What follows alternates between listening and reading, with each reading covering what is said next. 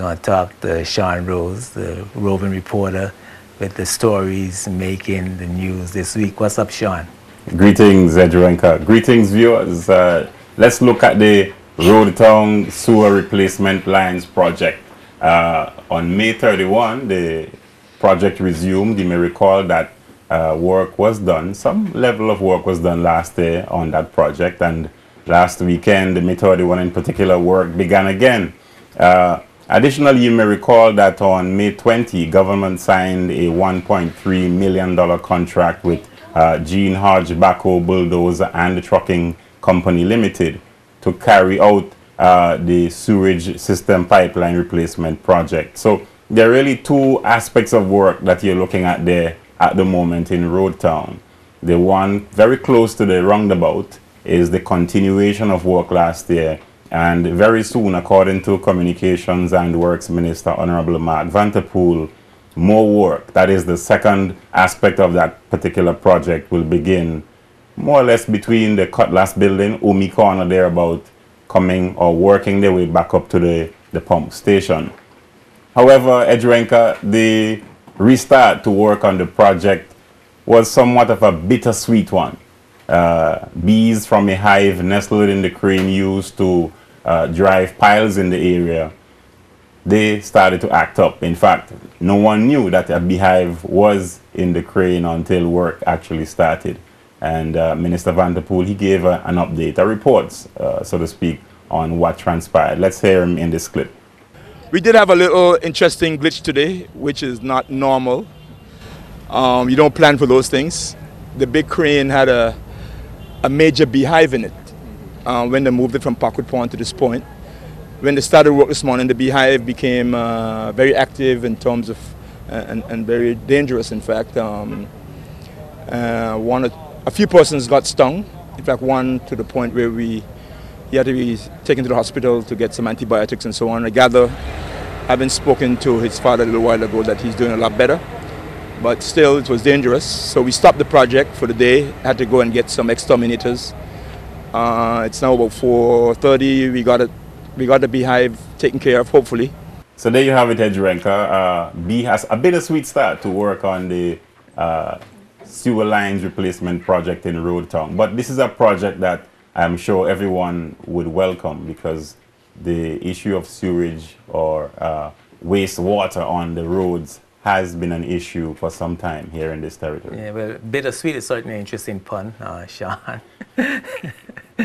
And I mean, it's not funny, but in some ways it is, that you wouldn't know that you have a honeybee nest in your crane. There you go. I hope that, I'm hoping it didn't kill off all the bees and they were able to capture some of them. I don't know. I'm wondering where the honey is. That's what I'm wondering. I could get some of that honey, But in all seriousness, though, as you say, it's been a long time coming, and certainly it's a major event in the development of the country.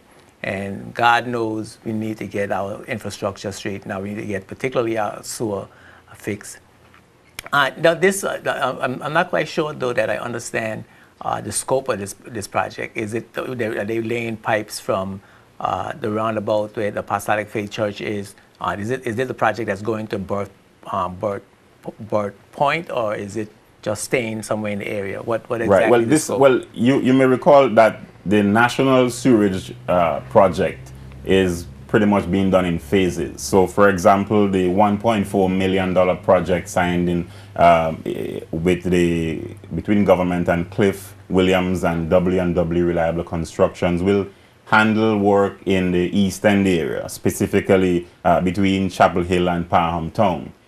However, and of course, you would take into consideration work being done in the Greenland area as well, albeit temporary. But all of that would really feed into one system at some point later on. But this specific this one in town, yeah, where is this? This one in town is really bringing or improving the access for the flow of wastewater from the roundabout area, all those lines that feed into that area to the pump station. And this is really the continuation of work that started last year.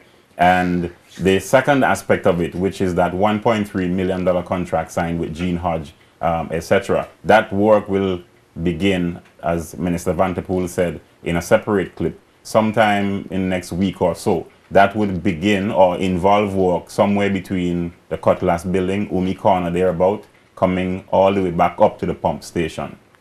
So it's just in that area right there. Just in that vicinity for the time being. But the work, again, is an expansive work, and it is being done in phases, I suspect, based on the allocation of funding and so forth. How soon do they expect this phase to be completed? Because you know it's disrupting traffic, and I could see some nerves are being frayed during the course of the day. How soon do they expect to complete? Should we take into consideration the specifications on the contract for Gene Hodge, which should take 10 weeks, 2 months and 2 weeks, and take into consideration or add to that the times being used to carry out this part of the work, we can safely say approximately 3 months.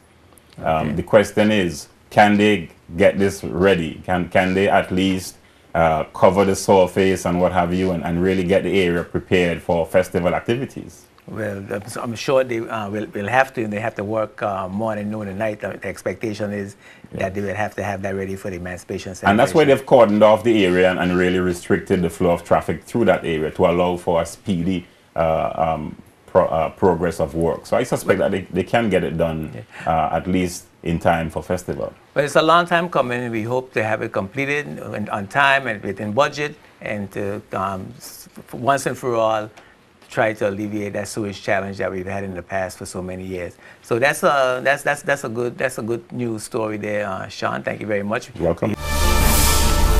Spotlight is brought to you by the National Bank of the Virgin Islands, the BVI Tourist Board, and CCT Global Communications.